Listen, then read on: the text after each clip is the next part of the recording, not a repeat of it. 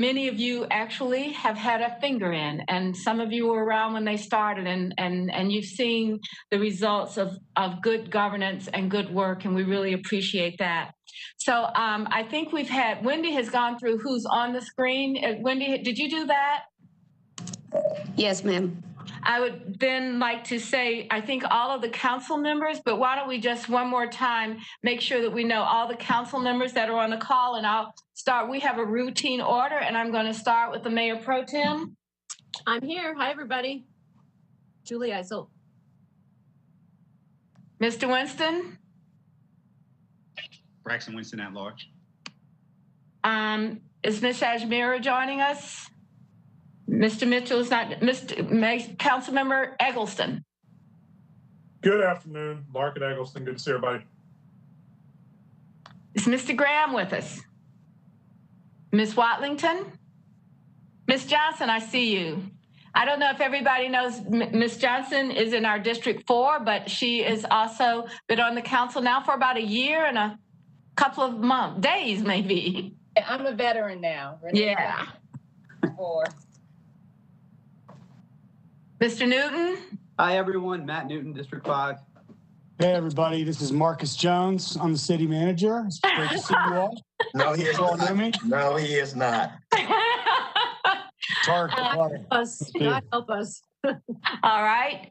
Hello, everybody. I'm Taiwo Jayob. I'm here to explain our mobility plan to you. You actually got it right. Driggs. All right. Thank you, Mr. Driggs, and now city manager and the rest of the staff. Mr. Jones? It's good to see everybody. Hey, hi, this is Taiwo. Good to see everyone. And Dana Fenton, who you guys see actually more as much as we have. With that, I understand that I'm going to recognize the delegation's new chair, Senator Natasha Marcus. Thank you so much, Mayor, and hello, everybody. Hello, City of Charlotte. I'm Natasha Marcus. I represent Senate District 41 in the North Carolina Senate, and we have many of the members of the Mecklenburg delegation here to meet with you today and to hear about what Charlotte needs from us when we go to Raleigh soon. We're getting ready to start our new biennium. We'll be officially sworn in next week, and then the session starts at the end of the month. So we are here to listen. Answer questions if you have them, if we're able to answer on the spot. But I did want to take a minute to first say that 2 of our members let me know that they have another meeting that's going late, but they'll join. Excuse me, they'll be joining in about 10 minutes, and that is Representative Terry Brown and Senator Mushtaba Mohammed. So they send their regrets that they have to be a little late, but we're double booked for this moment. And then I think we should go through our members and let everyone introduce themselves. We have some new members. That's exciting. Let's go. We do not have a set order, Mayor Lyle, so we don't do this as often as you all do. But let's go in district number order. How about that? And I'll start with Senate District 39, because that's the first number that applies, and we have her with us today. So you guys go ahead and just go through in numerical order. All right. Good afternoon, everyone. I'm one of the new members. My name is DeAndrea Newman Salvador, Senate District 39, which is the southern part of Mecklenburg County. So Steel Creek, Pineville, and Valentine areas. Nice to be here today. We have District 40, Senator Waddell. All right, let's move. I'm 41, so then let's move on to House District 88.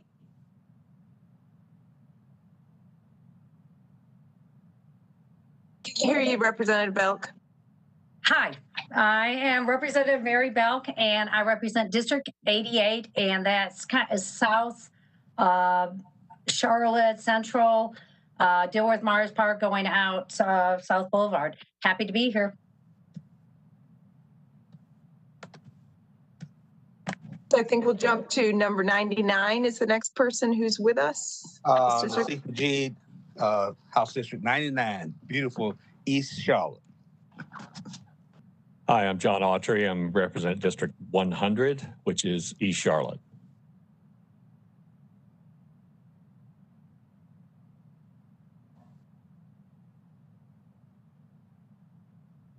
Who's next?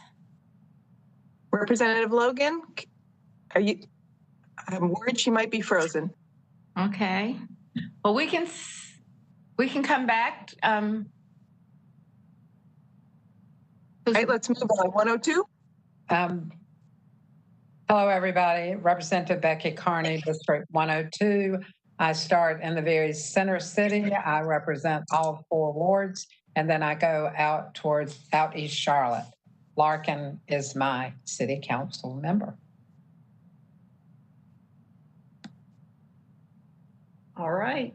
I'm Rachel Hunt, District 103. That is a small amount of Charlotte and all of Matthews and a small amount of Mint Hill. Okay. Representative Logan, do you want to try again to see if we can hear you?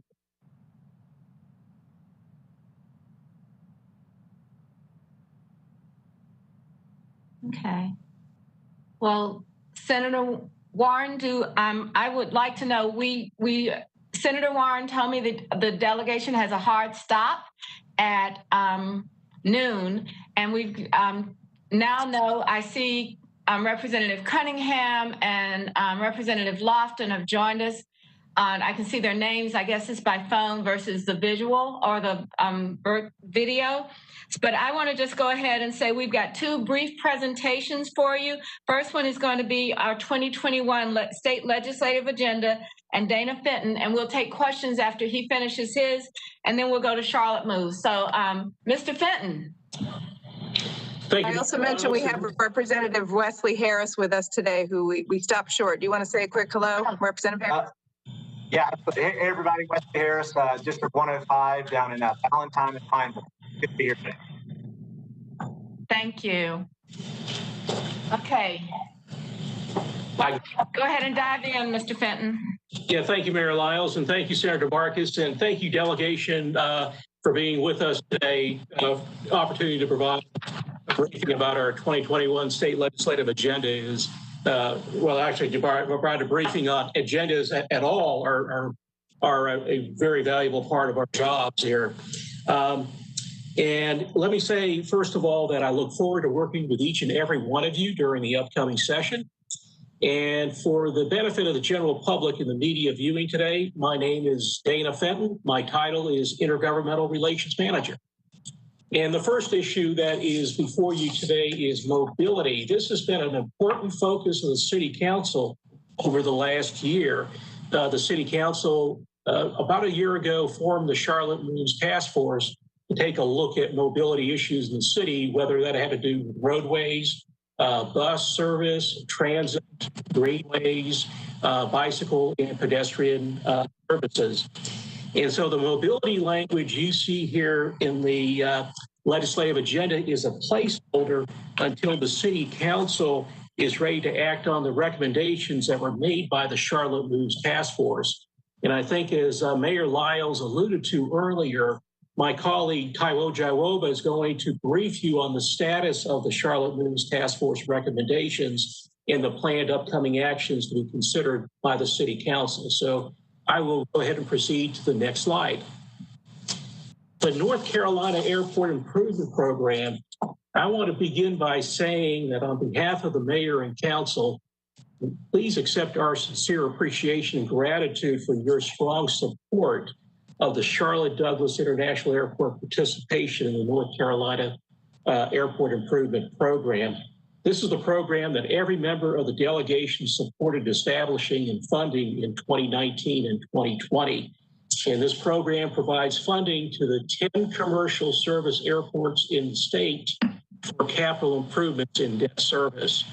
It's a fairly new program. And we're using the proceeds from that in this current fiscal year for debt service. And that helps maintain the airport's credit rating and reduces the cost basis of the signatory airlines' rate structure. And in this time of the pandemic, it's a very important change that we made. Once the pandemic came and we realized that that had to be done, we did that with our FY 2020 revenues for the program. And we're doing that again with the FY 2021 revenues. And this, again, this helps the airlines that are serving our airport. And by the way, the city or the airport is receiving about $29 million per year from this program. The total program is about $75 million. So we get a very, very good chunk of change from that. And that's because the formula has been written to reward the economic impact of the airports. Next slide, please. The Charlotte Firefighters Retirement System. Now, periodically, the city requests legislation to make amendments to the Charlotte Firefighters Retirement System. And that's because the firefighters who work for the city, the Charlotte Fire Department, are members of this retirement system. They're not a part of the local government employees retirement system. And like a lot of other retirement systems around the country, costs for the system are increasing because people are living longer and payroll growth. At the same time, systems are facing more investment return volatility with less return for the same level of risk. And the firefighters retirement system is not immune to these pressures. So as the sponsor of the system, the city is requesting that the CFRS Act be amended to increase the city contribution rate over the next 5 years to ensure that the system is appropriately funded going into the future. Next slide, please. The digital divide. This is an issue that the General Assembly has been addressing in rural areas over the last few years. I think approximately $80 million has been appropriated for rural broadband in the last 2 or 3 sessions. But in the last year, the pandemic has raised the profile of this issue, especially in urban areas, because we have to, in order to participate in this economy to a large extent and also in virtual learning, you need to have access to the internet. And so what happens in urban areas like ours, we are crisscrossed with fiber in the ground, and we're serviced by one or more providers. But many low-income families face affordability issues. And the city did try to help out last year with some CARES Act funding to help CMS purchase hotspots for children from low-income families to access virtual learning opportunities. And we also established a pilot program in partnership with some others for public Wi-Fi in several corridors of opportunity. But still, nonetheless, there is still a need out there to help people who are not able to access those areas, those services to access the internet. I would also say that some of the telecommunication companies provide low-cost service for low-income families. That some of the programs provide low-cost service for those who receive SNAP benefits or Social Security supplemental income, or are participants in the National School Lunch Program. But even with all the help that's being provided, there is still a cohort of people who need the help in getting connected. Next slide, please. The last issue in this legislative agenda is subpoena power for the citizen review boards. This issue is really about improving relationships between Charlotte-Mecklenburg Police Department and the community. And the council believes that granting authority for the Citizens Review Board to compel eyewitness testimony will lead to stronger relationships between the police department and the community. And the power subpoena would enable the board to make firmer determinations as to whether the chief of police was justified or erred in arriving at a disciplinary disposition. And this power would apply equally to both law enforcement officers and members of the general public. And Mayor Lyles, with that, I've completed my presentation. I'll be glad to take any questions from people. So we're here to answer any question, as well if there's any comment. If you have a sense of where things are and how they fit, we know that we have to rely on your ability to understand, but also to work with the remaining parts of the legislature to get things done. So we certainly would seek your advice on that. So Senator Marcus, is there anyone that has a question or? I'll get us started. Dina, this is probably a question for you. I know that the issue of subpoena power in Charlotte with the chief of police here is something that we all embrace. I'm not speaking for everyone in the delegation, but I believe most of us would support that. But it, as you probably know, is not something that statewide is supported yet. We're hoping that we can move the needle a little bit on that. And I'm curious if you could tell me how many years back that has been filed. I'm somewhat new. This is only my second term. And if you could give us a little history on that, I think that would be helpful for those of us on the call. Mr. Fenton, would you be willing to do that? I also, we also have the chair and the vice chair of our legislative committee for the council, Mr. Bakari and Mr. Winston. Mr. Fenton, a little historical. Yes, ma'am. Senator Marcus, very good question. The city first requested subpoena power in 2017, and that was followed up by legislation again in 2019.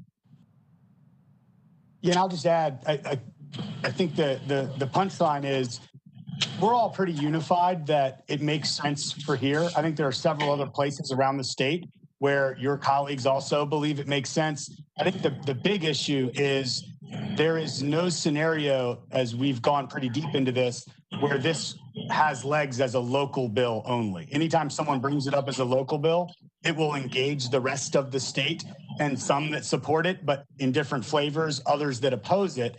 And I think it just kind of brings forth a broader, much more complex issue. So we continue to include it in the legislative agenda to show you that while there are pitfalls in it, we are pretty unified in our support of it for the most part here. And we're arming you for those conversations, but within reason, understanding that you have a larger political minefield to navigate with it, if that makes sense. Well, and I'll just add, it's been alluded to, but as it's been said, that especially in different urban areas around the state, there is like minds here. So as we try to deal with some of these things, I think what we're asking is, can you reach out to these delegations in places like Durham and Asheville that are so that we can start to think of how do we approach things from a coalition standpoint up in Raleigh to bring some wins and successes here. So it's not just an us versus them thing. Okay, thank you very much. And Representative Brown, I see you've joined us, and welcome. Thank you so much for taking part in this meeting. Thank you. Are there any other questions, Senator Marcus?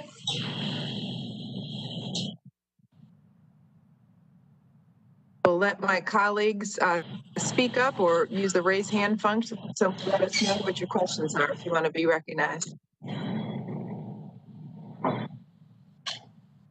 Okay, well, I think that's a good indicator that our work on the floor around the airport, the firefighters, digital divide, and the Citizens Review Board areas are pretty clear. So let's go to the larger context that we have. I'm sorry. I would like to say something about our legislative agenda. Who's asking that? Mr. Winston. Oh, Mr. Winston, yes, please. Look, I have to address this. This is a good legislative agenda, just like most of them are. But we have to be honest with ourselves and with our constituents about how we approach this. We should look at what's not here and what we're not working on together. We only put things here that we believe maybe we can get some wins on this year. And on any legislative session. But we know that there are things that need to change in this state if we are going to truly serve our constituents. You know, we will not put on the things that there's no source of income discrimination here. There's no decarceration of Mecklenburg County here. There is no ending of prohibition of marijuana. There is no attack on white supremacy that is embedded in the laws and the pillars of this state because we are afraid of what that can do to the things and the other goals that we have. We have to figure out a way that we can work together to bring the fight up to Raleigh and throughout North Carolina. And we have been resistant to do that together over the past 3 years that I've been on this council. We will not put ambitions on. We will not do that work. We have to change that. We really do have to change that. Or else, you know, what we saw yesterday is going to come down to Raleigh, and it's going to come to Charlotte. What we saw this summer is going to continue to go on, and we will continue to be part of the problem.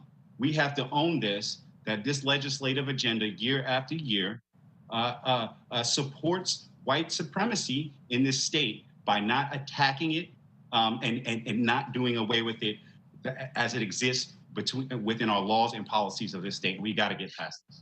And as I would also, Madam Chair, if you don't mind, Madam Mayor, if you don't mind, just add on to that to say, Braxton is my co-chair. We're co-chairs of this Intergovernmental Relations Committee that have worked very hard. We have disagreements and agreements on many different things. One thing we agree is this approach that the city of Charlotte takes with co-chairs is the right approach, because he feels very passionately about that, which is one side of the coin.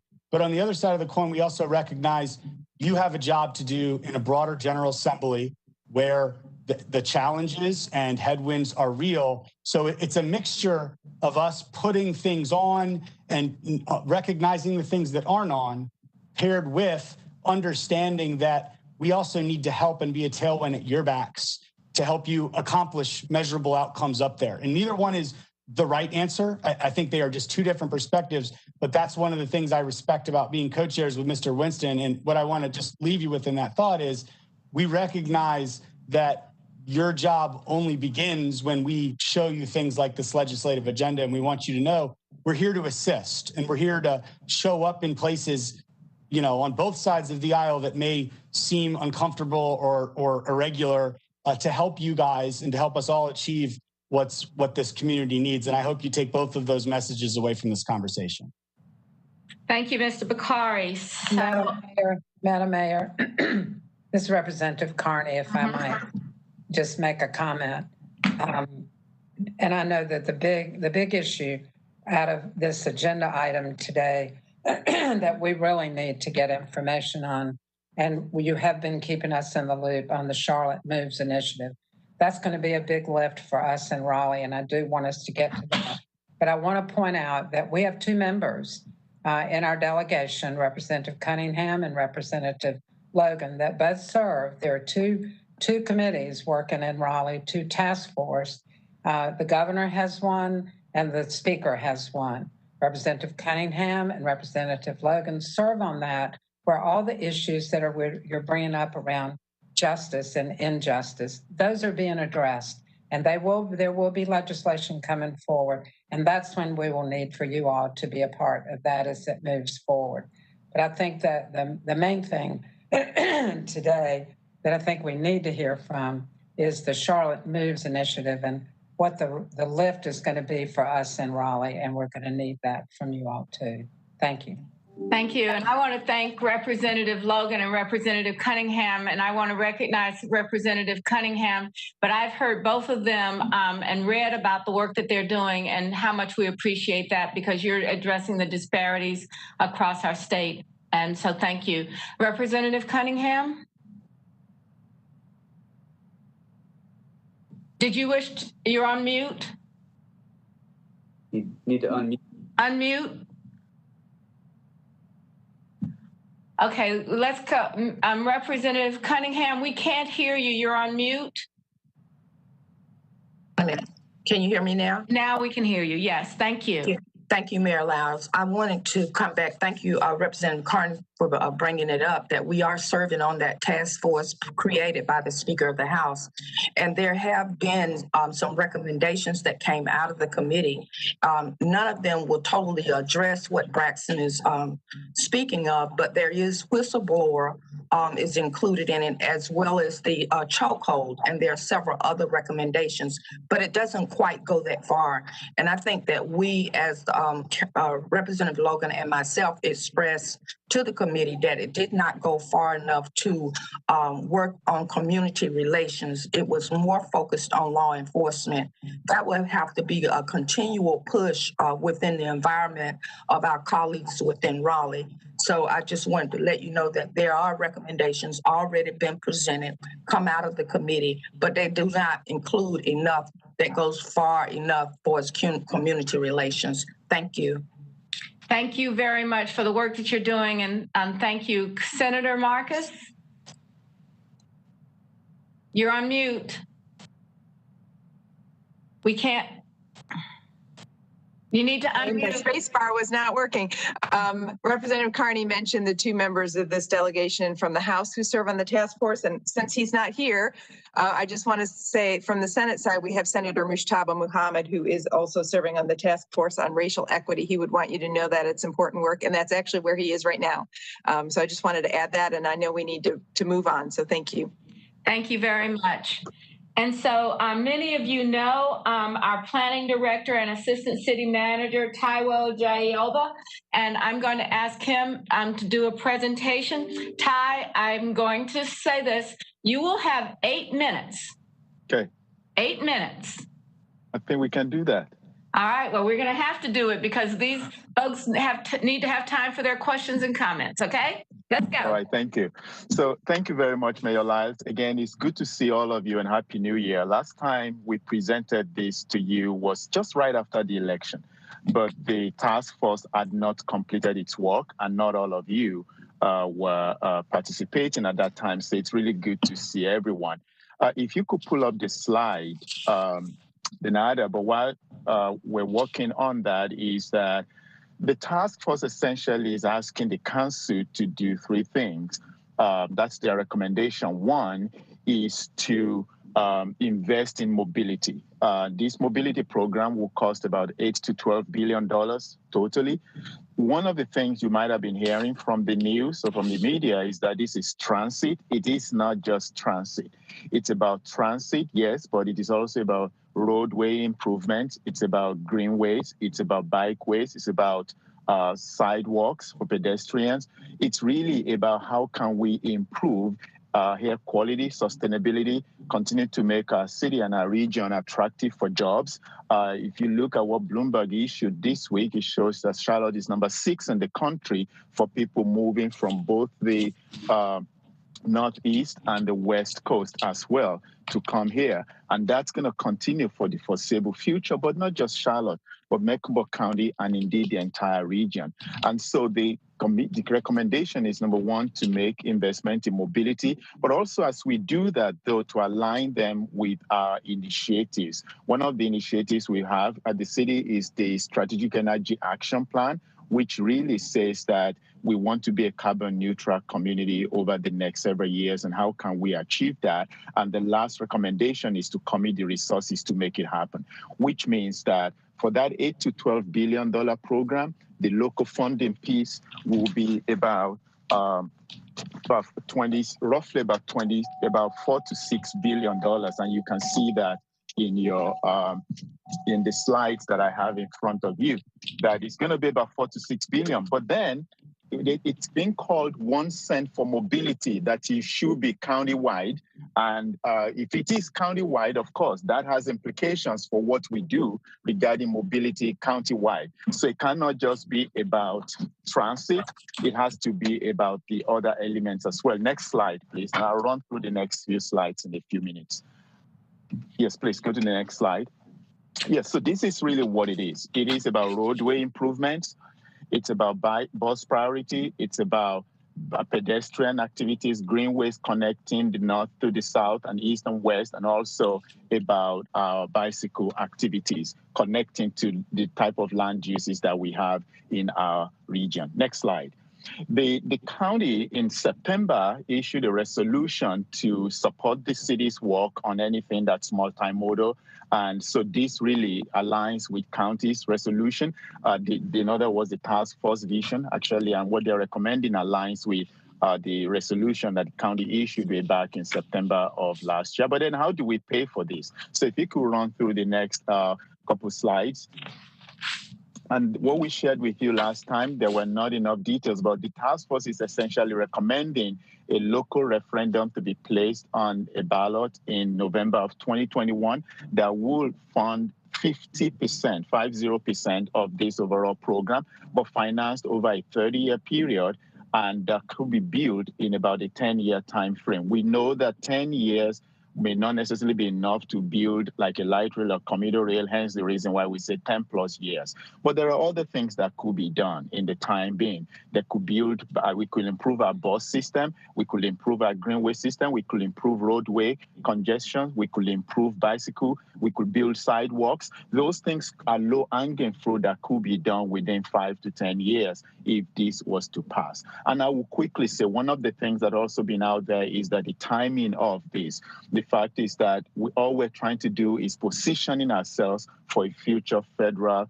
opportunity to be able to, if we were to have a program of infrastructure. The last time we had a referendum in 1998, the revenues did not start coming in until 2 years later. So if we were to have a referendum this year, it is likely that we may not even have the impact until a year or two beyond this year. But then we will be able to position ourselves to have a local match for a potential federal dollar. Next slide.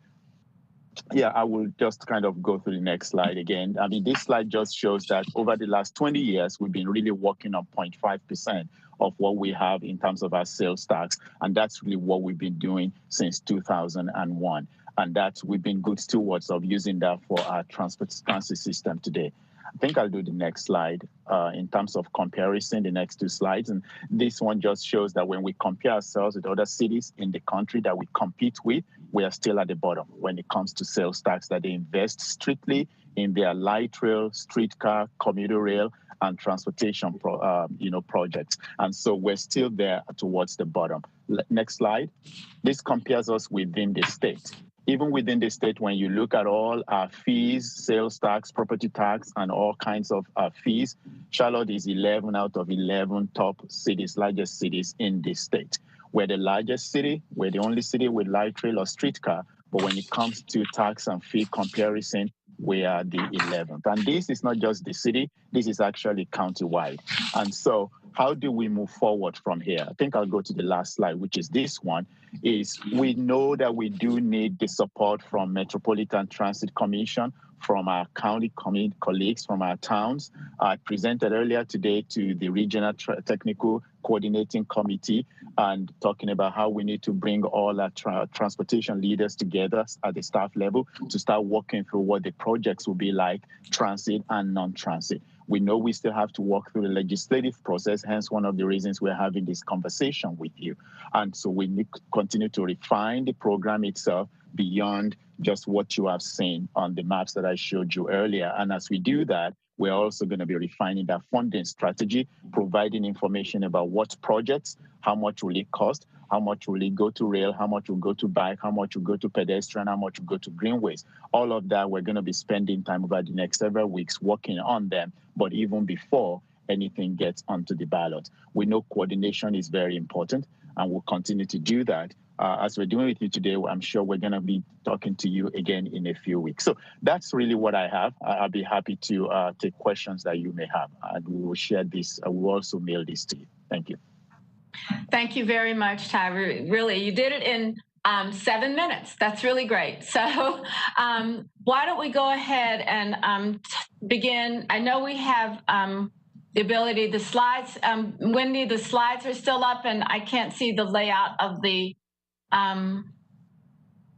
folks that want to speak to this. I cannot, there we go. Thank you very much. So with that, I know that we've talked about this once with the entire group, but I also know that we've continued to work on it. This is a work in progress. The multiple work streams that have to be accomplished to do this is quite a bit. Representative Kelly Alexander, thank you. Good to see you. We know that this is a heavy lift for us, and we know that it has to be done in a way that's collaborative, not just in our county, but the idea to build a regional transportation system is what's really something that we need to do there. Senator Muhammad, thank you very much for joining us, and thank you for the work that you're doing before this meeting. So, but why don't we go ahead, and I want to say that we have been having regular discussions with all of the surrounding towns, the 6 towns in. I would say that this is going to be a tough issue because right now it's not necessarily related to what we're trying to do, but the history of what we've done has made it very difficult to people to say, well, I'm going to embrace what we are going forward for. And so we acknowledge that there are challenges. In fact, we encourage and ask you for those challenges today, because without knowing that, we don't know how we can do this work. We have to know what people see as both the best of what we can do, as well as what you think the most challenging parts of it for us to do. I would like to see us begin this, but I also recognize across the country, this is something that has been discussed and had other cities that have taken some time to do it. And we're committed to, I believe, the idea of mobility planning. We think that this is the right time, and we can go through why that is, but we also know that we may have more of a background in it than most people would have. And we're working, that's why the collaboration with MTC, which is our governance board, is so important, because it includes all of the 6 towns. And we also have attendance from our regional partners, our adjoining counties like Cabarrus and Gaston. So just wanted to open it up. Senator Marcus, do you want to start off for us? One of my concerns, it may apply to others on the call, is what you referred to a little bit, Mayor, is the issue of the towns. I represent 3 of the North Mecklenburg towns, and I know there is a long history of feeling like the transportation options up in North Mac have not what they should be. And so there is some resistance to this plan because it doesn't include rail up to the North Mecklenburg area and beyond. And I'd like to hear more, if we could, about the option. I know it's just something that may or may not be able to happen, but I've heard talk about a carve out so that if the sales tax is going to be imposed on everyone countywide, that some of the smaller municipalities may have the ability to control some of that revenue to do things that help the towns as well. I'd like to hear more about that if someone on the call is able to address that. So I'm going to take a short, brief comment. On one of our slides, if you saw the existing tax that we have, which is raised over the 20 years, $107 million, has been specifically allocated for buses and rapid transit. That's what built our transit lines and what we've done in terms of buses. This mobility tax is more inclusive. It would include how to address roadway congestion, bicycle lanes, paths, pedestrian sidewalks, and other ways in our greenways and trail. The carve out has been suggested, and that when you look at this overall plan of 10 years, some of those are very strong municipal guided decisions. We wouldn't know how to put the trails in Pineville or the sidewalks in Cornelius. And so the carve out idea from the towns has been, let's figure out a way to do those things that are municipal with the local municipality making those decisions, and then adding those things that we would do for transit that we would all do under the governance structure of the MTC. So the carve out is something that we're looking at and we'll be working with. Our next meeting with the MTC is January the 22nd. And if I may add to that, Mayor Lyles, quickly. So we don't want to go back to the network now, but it does. What the network does is also to bring a 2030 transit system plan into the overall plan. And that includes a commuter rail going to Cornelius, Huntersville, and Davidson. But understanding the challenge that we have with Norfolk Southern, what we've also done on that network map is to say that on 77, there will be a bus rapid transit that mirrors what a light rail will be like, but it's really more of bus on wheels. So that way, while working through whatever issues we have with Norfolk Southern, we can actually implement a bus rapid transit system on 77 faster than a commuter rail. But both of those are shown on the 2030 plan and the Envision My Ride, and they're part of this mobility plan as well. Representative Cunningham has sent a chat question. It says, what is the projected economic impact of expanding rail to airport compared to other areas in the county? So Ty, I think I can provide some numbers that the American Public Transportation Association has used in the past, and that for every $1 billion invested in public transportation, you generate 50,000 jobs, 50,000. And for every $1 that's invested in pedestrian or in non-transit efforts, you generate 12 jobs. And that was actually issued by NCDOT. After 9/11, a federal aviation authority usually frowns on light rail going directly into the airport. Hence, that's part of what has affected why we've done the Silver Line the way it is. But it does not take away from jobs creation. What it has actually done is to create opportunity for transit-oriented development outside the airport, but close enough to the airport that it can still benefit businesses and jobs. So if we were to say $4 to $6 billion multiplied by 50,000, that's the type of number of jobs that the APTA projects that this could actually result in. Thank you. I think Representative Autry, it's still hard not to say Councilmember Autry for me, but Representative Autry had a question as well. I must apologize. I left my hand up. That was to respond to some of the previous discussions and not about transit at all. Thank you, ma'am. Okay, thank you very much. Are there other questions on mobility on our Charlotte Moves? Hey, Mayor, this is Nasif Majid. How are you doing today? Hi, how are you doing, Mr. Majid? Good to see you. Can you hear me okay? Yes. Okay. Look, my question is about timeliness and what type of, I understand the package, I understand all the research was done with the Charlotte Moves, but the barometer at this time, and we talk about 21, just had COVID, we had a COVID pandemic. Have you got any kind of a preliminary feedback from on the probability of something like this flying if it were presented as a bond referendum? Maybe I can. I'm sorry. Go ahead, Ty. I was going to take a crack at that, going by two pollings that we've done. Well, one polling and one focus group. The first polling we did was during the summer when the coronavirus impact was really huge, and we surveyed a 4-county region of Mecklenburg, Union, Iredell, and Gaston. And the summary is that 84% of the residents of those counties felt that investing in mobility options is still very critical. The second one that we did was after the November 7 election, which was really 6 focus groups in the same 4-county area.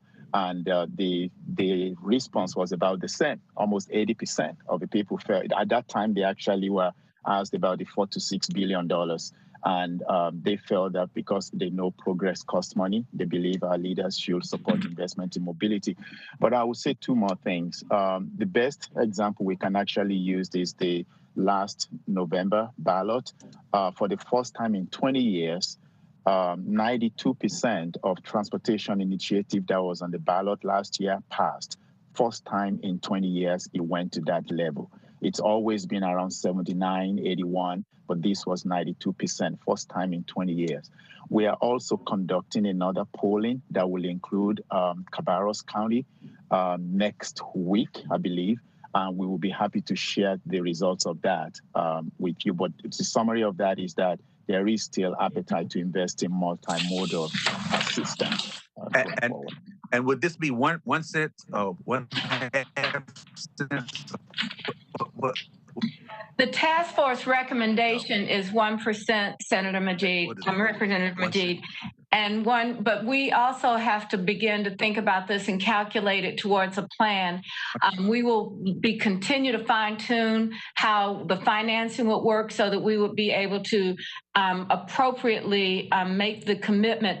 I'm going to do this just as a big picture. We're expecting hundreds of thousands of people to move to our area over the next 20 years. And right now, besides this plan for the area, we have to figure out how to move people around. But it's also part of getting jobs. And people have said, well, how are we going to do this? But for us, and one of the mantras for our values, I think that we've been projecting is that we believe people should have a decent and safe place to live. And that's why our affordable housing program is so robust right now. But we also know that we have to move people to work. And without having the ability, and Mr. Newton, I'm going to go ahead and say, without having the ability to move people from the east side where there are more residential rooftops to where the jobs are, we are failing those folks that have been helping us grow this city.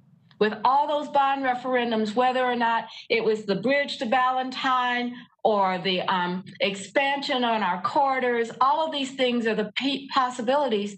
But in order to continue to have the quality of life, I believe we have to have housing and we have to have jobs. And that means we have to move people between those two things, two ways to move around. And I think the quality of life is what is making that difference. All of the recruiters for new businesses. And I think about Centene going out there, thousands of jobs, paying really good. They're going to have a daycare. They hire a lot of women. They're going to have a daycare system. Those people need to come from all over Charlotte, not just the ones that have the ability to have a car to get there. And right now, the only way to get to Centene is to have a car right now. We've got to build a bus system. So in the order for this to happen, we need the municipal parts of what we're doing for bikes, sidewalks, and trails. We need to build a great bus system. And if and when the federal government has an infrastructure bill, then we build transit. So there is a priority of choice and the improvements and the infrastructure to build on this.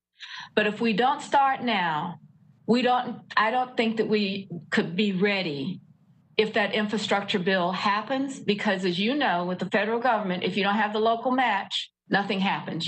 They just move to the city that does have it. So with that, I'm going to go and do we have other folks? I think Mr. Driggs wanted to comment as well. Mr. Driggs? Thank you, Mayor, and hello, everybody. I think it's worth noting that only 2 people on this call, as far as I can tell, are members of the party that is in the majority in Raleigh. And we have our work cut out for us, all right?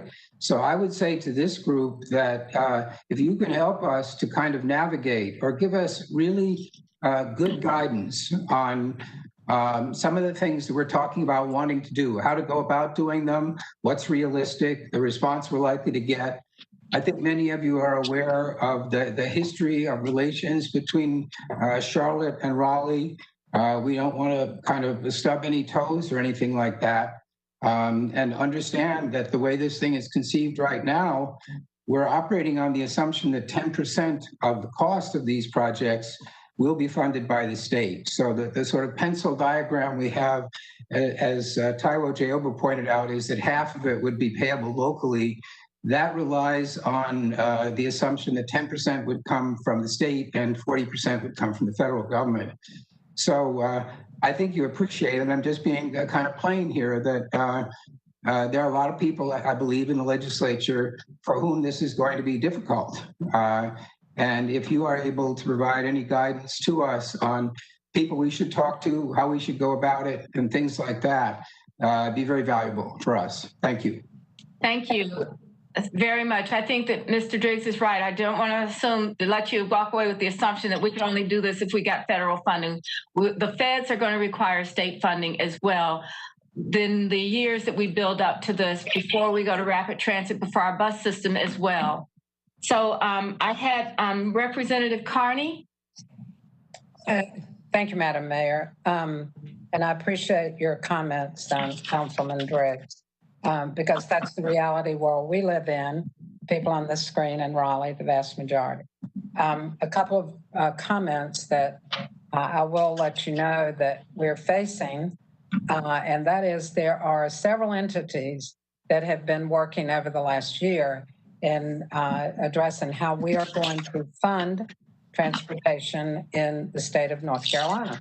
And we are greatly challenged. And that is the NC First Commission is about to release their report. The NC Chamber has released their report.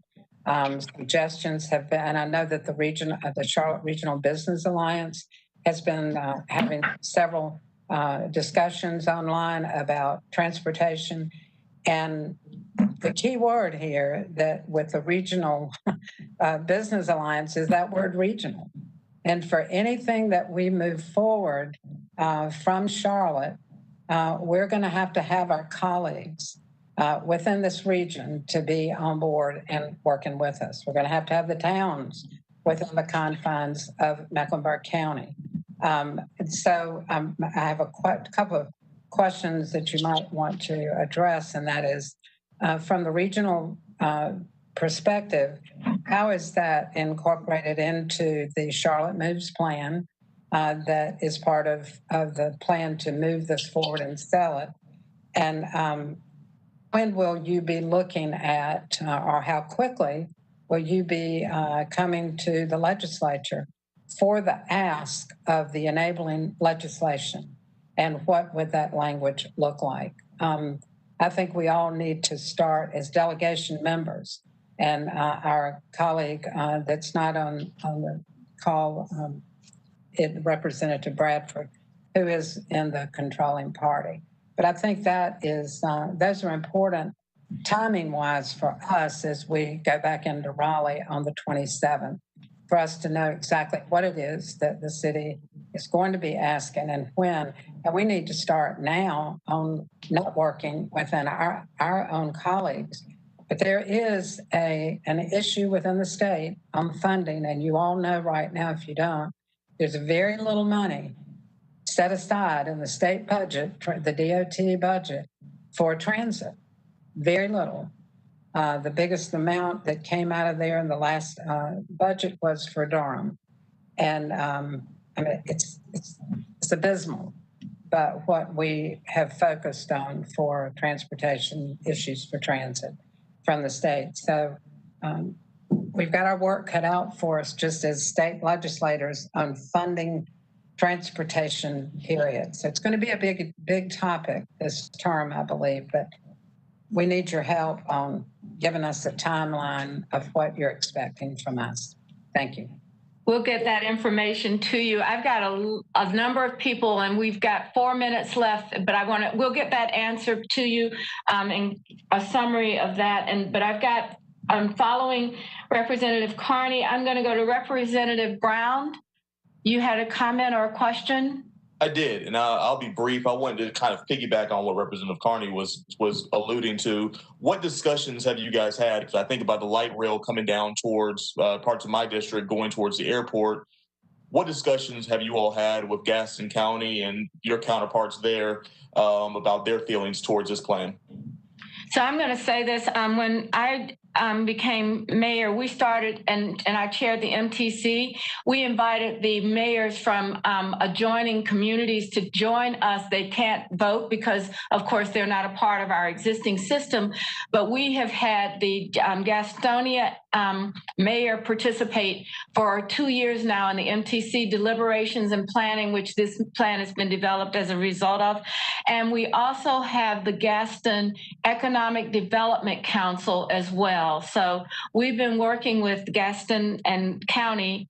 We also work very closely with Cabarrus. The Blue Line ends 6 miles from the Philip Morris site in Cabarrus County. Cabarrus County would like very much to make that an industrial park, breaking down that into job opportunities for people in the county. And Mayor Dirch has been a active participant in our plan. So while we're talking about Charlotte Mecklenburg County, we're actually talking about a regional plan.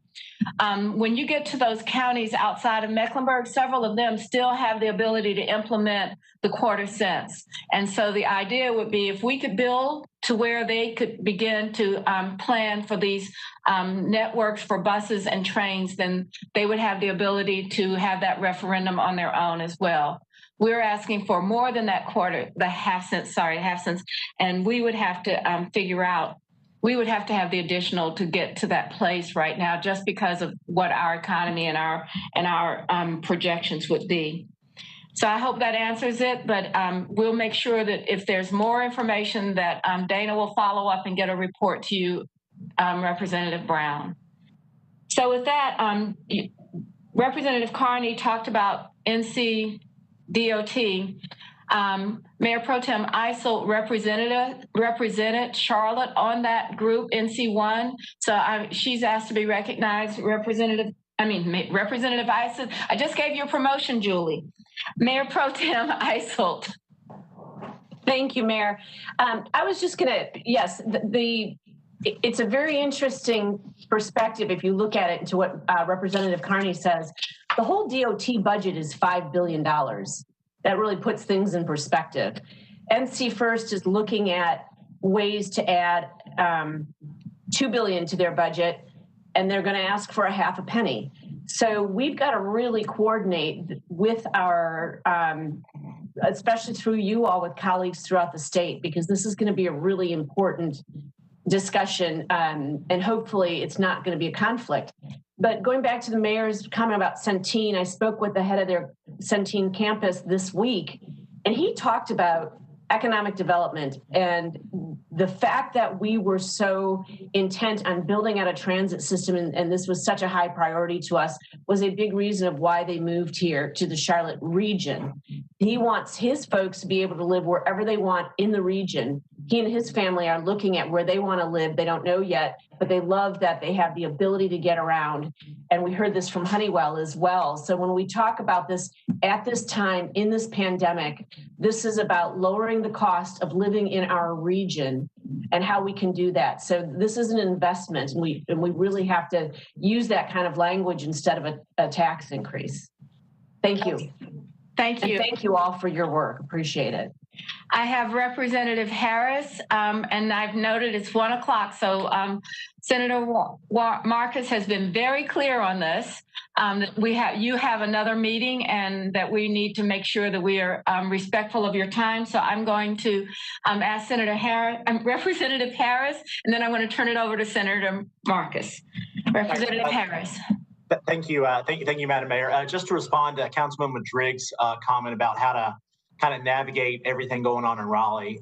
One of the big things, particularly in the House, I think the House has quite a bit of appetite for investing in infrastructure, particularly given that most of the leadership in the House comes from the Charlotte region. You got Representative Sain in Lincoln County, Representative Torbett in Gaston County, and the Speaker of the House in Shelby, in Kings Mountain. And so the big issue is going to be clearing the Senate hurdle.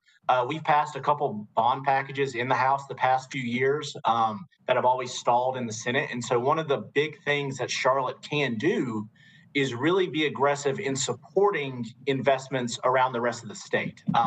One of the examples that comes to mind was the school bond that the House passed last term, where Charlotte was very unhappy with that because they didn't get their fair share of the investments. But a statewide school bond will never benefit Charlotte more than other areas. And so if we want those investments to come to Charlotte, we have to also be champions of investments in rural areas. So that's how we're going to get the Senate on board. That's how we're going to get these rural senators and leadership to be willing to invest in Charlotte, because as we grow, we can help them grow. And so that's going to be the critical piece that we're going to need more help with. Thank you very much, Representative Harris. Senator Marcus, I know that you said 1, we're a little bit after, and I just want to be very respectful. Well, I appreciate that, Mayor. I'm sure everyone has other meetings coming up in this Zoom world that we all live in now. I don't have any big comments that I think need to be made. I don't see any of my members waving their hands or texting me to say that they have something that they're dying to say.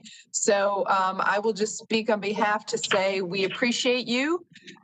We are grateful to have a good working relationship with each of you on the City Council. Proud to be from Charlotte and the Charlotte region, and look forward to continuing. This is just one of many conversations that we will have. We see Dana Benton down in Raleigh regularly, and so we all know how to communicate with you and plan to do that as we start our new term coming up here later this month. So thank you so much for your time and your input, and feel free to reach out to us anytime you need us. We will. Thank you very much to each of you. We really appreciate it. Have a great rest of your day. And Dana has all of our numbers, but I think most of you know you can call any one of us on any topic, and anything that we can do to help you, help us, we're there. But also, we want to help the state. We are not just about Charlotte. We're actually about economic development. I often tell people when Anson County has jobs, I'm going to feel like I've been a really good steward of public resources, and we got to get that done. So thank you very much, and everybody have a good afternoon. Bye, everybody.